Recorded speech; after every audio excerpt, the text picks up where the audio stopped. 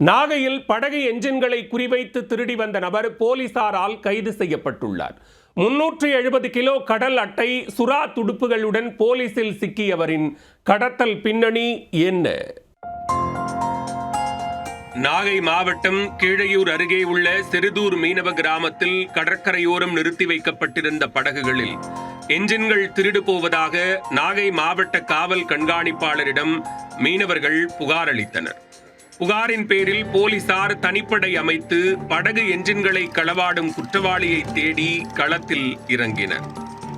மீனவ கிராமங்களுக்குள் சந்தேகப்படும்படியாக நுழைந்த வாகனங்களின் சிசிடிவி காட்சிகளை கைப்பற்றி விசாரணை நடத்தி வந்தனர். இதனிடையே மகிழி பாலம் அருகே கீழையூர் போலீசார் வாகன சோதனையில் ஈடுபட்டிருந்த போது அதிவேகமாக வந்த கார் ஒன்றை நிறுத்தி சோதனை நடத்தினர். அப்போது காரை ஓட்டி வந்த நபர் முன்னுக்கு பின் முரணாக பதிலளித்ததால் சந்தேகம் அதிகரித்தது. உதவி ஆய்வாளர் சுப்பிரமணியன் தலைமையிலான போலீசார் காரை சோதனை செய்ததில் அதில் 7 லட்சம் ரூபாய் மதிப்பிலான 3 படகு என்ஜின்கள் மற்றும் மூட்டைகளில் கடல் அட்டை சுறா இறக்கைகள் இருந்தது கண்டறியப்பட்டன. இதனையடுத்து காரை பறிமுதல் செய்து அந்த நபரை காவல் நிலையத்திற்கு அழைத்து வந்து விசாரணை மேற்கொண்டனர்.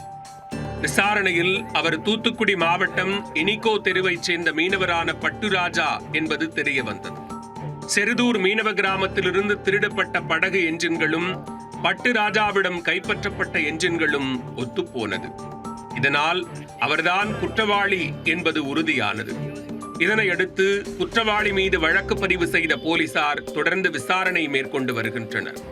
3 படகு என்ஜின்கள், சுமார் 200 கிலோ எடையுடைய கடல் அட்டை, 4 மூட்டைகள் மற்றும் சுமார் 170 கிலோ எடையுடைய சுறா துடுப்பு இறக்கைகள் 3 மூட்டைகள் ஆகியவை பறிமுதல் செய்யப்பட்டுள்ளன.